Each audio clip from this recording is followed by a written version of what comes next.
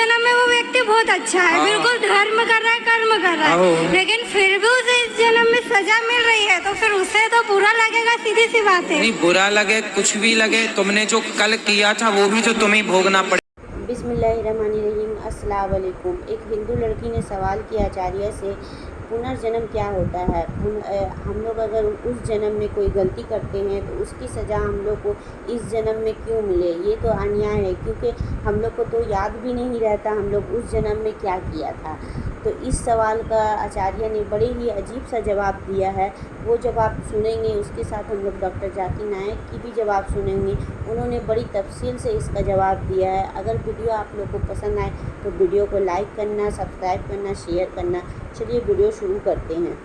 मेरा ये क्वेश्चन है कि जो पिछले जन्म के कर्म का फल इस जन्म में मिलता है, तो पिछले जन्म में अगर व्यक्ति खराब था, इस जन्म में वो व्यक्ति बहुत अच्छा है, बिल्कुल धर्म कर रहा है, कर्म कर रहा है, लेकिन फिर भी उसे इस जन्म में सजा मिल रही है, तो फिर उसे तो बुरा लगेगा, सीधी सी बात है। नहीं, बुरा लगे कुछ भी लगे, तुमने जो कल किया था वो भी तो तुम्हें भोगना पड़ेगा। तो पिछले जन्म का तो कुछ भी याद नहीं, याद भले नहीं है, भगवान को उस जन्म का उस जन्म में बराबर करना था, इस जन्म का इस जन्म में बराबर करना वो तो था। भगवान से आप डायरेक्ट बात कर लेना इस विषय में।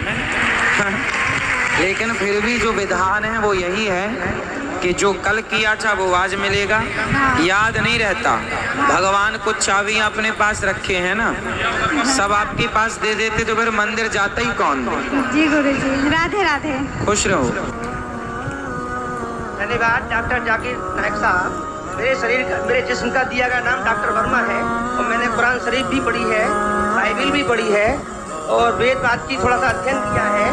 मैंने कुरान में सारी बातें अच्छी पाई हैं, किंतु एक बात मेरी समझ में अभी तक नहीं आई है। ये हिंदूवादी जो कहते हैं कि जन्म होता है और कुरान में एक बात आती है कि मुर्दे जिंदे किए जाएंगे, ये दो बात मेरी समझ में अभी तक नहीं आई है।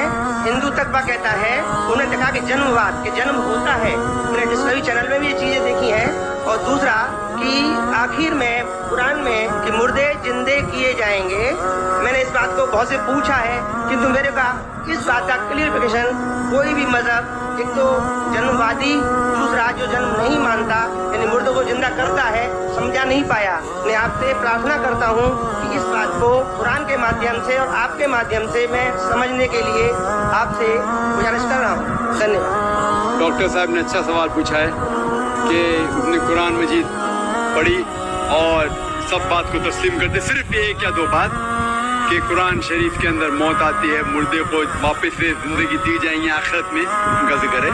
और हिंदू लोग ये मानते हैं पुनर्जन्म में, और वो डिस्कवरी चैनल पे देखें कि पुनर्जन्म होता है।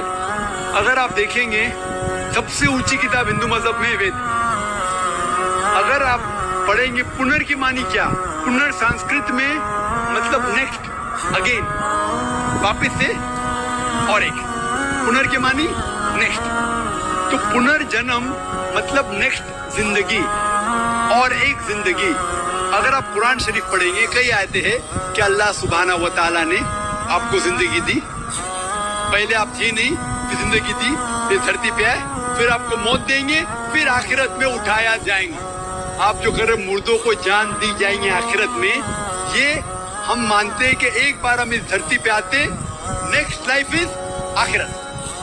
उसी तरीके से वेद में भी जिक्र है अबाउट पुनर्जन्म, नेक्स्ट लाइफ, सेम हूबहू जिस तरीके से कुरान में लिखा हुआ है। लेकिन आम हिंदू मतलब के जो गुरु है, स्वामी हैं, इन लोग जब ये जानने लगे, एक उनको कठिनाई पेश आई, वो देखने लगे कि कई इंसान जब पैदा होते हैं with congenital defects, heart problem, heart defects, live problem, कोई अमीर पैदा होता है, कोई गरीब पैदा होता है, तो भगवान he can not be unjust. भगवान अनजस्ट नहीं हो सकता है कि कोई इंसान को हेल्दी पैदा करता है सेहत के साथ, कोई इंसान को कंजेनाइटल दिल की बीमारी से पैदा करता है, कोई इंसान को अमीर घर में पैदा करता है, कोई इंसान को गरीब घर में। तो भगवान अनजस्ट नहीं हो सकता है, ना इंसाफ नहीं हो सकता। तो ये जो स्वामी लोग हैं, इन लोग ने एक नई चीज निकाली, संस्कारा। हिंदू मजहब में कहते हैं संस्कारा, जो इंग्लिश में कहते हैं cycle of birth and rebirth, transmigration of soul. अंग्रेजी में कहते हैं ट्रांसमाइग्रेशन ऑफ सोल, क्योंकि आप डॉक्टर है, आप जानते होंगे। ट्रांसमाइग्रेशन ऑफ सोल अंग्रेजी में कहते हैं, संस्कृत में कहते हैं संस्कारा, birth death, birth death, birth death. कहीं भी वेद में नहीं लिखा हुआ है कि birth death, birth death, birth death, कहीं भी वेद में नहीं लिखा है। चैलेंज है मेरा, ये इन लोग को मिलता है भगवत गीता के श्लोक से। भगवत गीता का श्लोक चैप्टर नंबर 2 में, वर्स नंबर 22 में, उसमें लिखा हुआ है कि जब कोई शख्स अपने कपड़े निकालता है तो वो नए कपड़े पहन लेता है। उसी तरीके से रूह एक नई जिस्म में जाती है। और ये भद्यांकर उपनिषद में भी इसका जिक्र है, आप पढ़ेंगे कि when a caterpillar climbs up the grass of blade, he jumps to a new grass. Same way the soul takes a new body. जिस तरीके से कैटरपिलर घास के ऊपर चढ़ता है और दूसरे घास पे जाता है, उसी तरीके से रूह एक नई बॉडी के अंदर जाता है। तो इस श्लोक के बुनियाद पर इन लोग ने एक फिलॉसफी पैदा की, संस्कारा, कि इंसान जो कर्म के बेस के ऊपर, कर्म और धर्म की फिलॉसफी, कर्म मतलब अच्छे कर्म करोगे धर्म के हिसाब से तो अगले जन्म में आप अच्छे पैदा होंगे।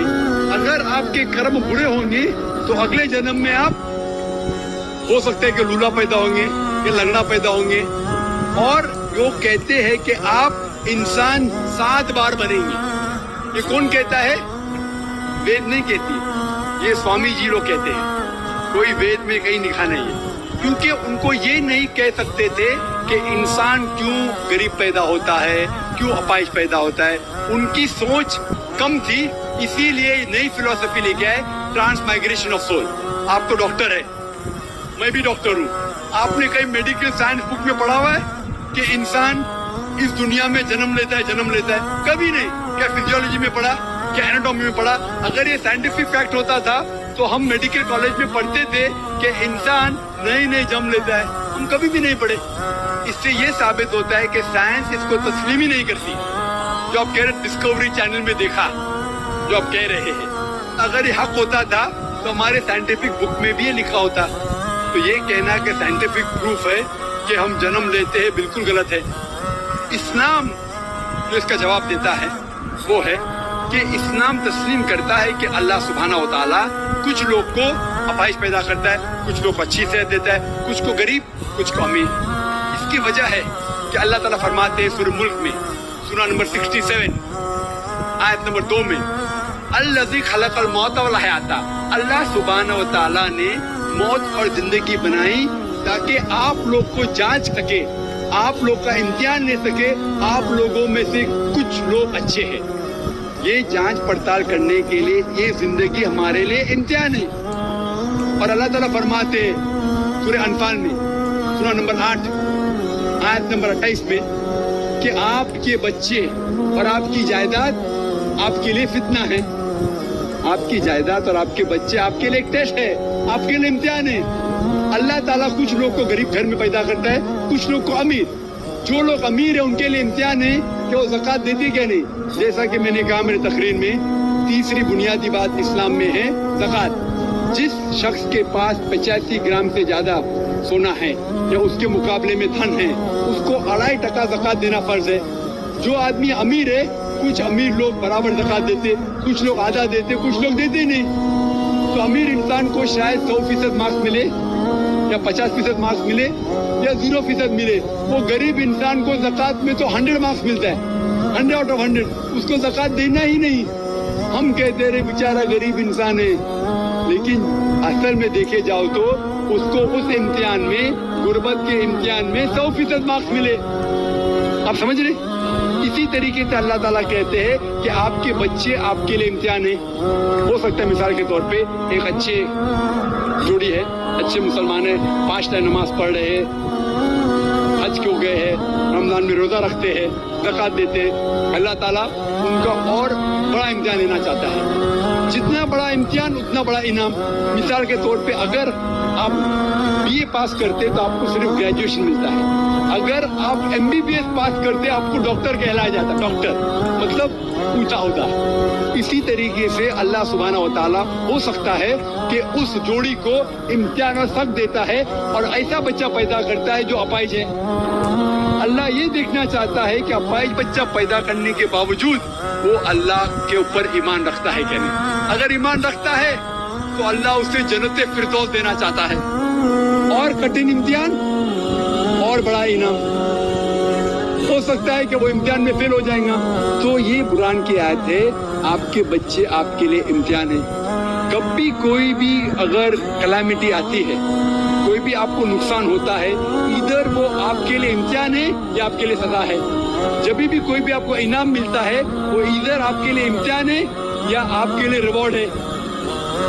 तो इसी तरीके से क्योंकि हिंदू मजहब के जो स्वामी हैं वो इसको नहीं समझ सके, इसीलिए एक नई फिलॉसफी संस्कारा लेके आए जो बिल्कुल वेद में नहीं लिखी है। वेद बात करता है पुनर्जन्म। पुनर्जन्म मतलब नेक्स्ट लाइफ, जिसका जिक्र कुरान ने भी है, आखिरत की जिंदगी। तो वेद और कुरान सेम जिंदगी क्या बात कर रहा है कि इस दुनिया में आप आते हैं, एक बार आते हैं, सही तरीके से जिएंगे तो एक बार काफी है, और ये दुनिया आखिरत के लिए इम्तिहान है। तो जी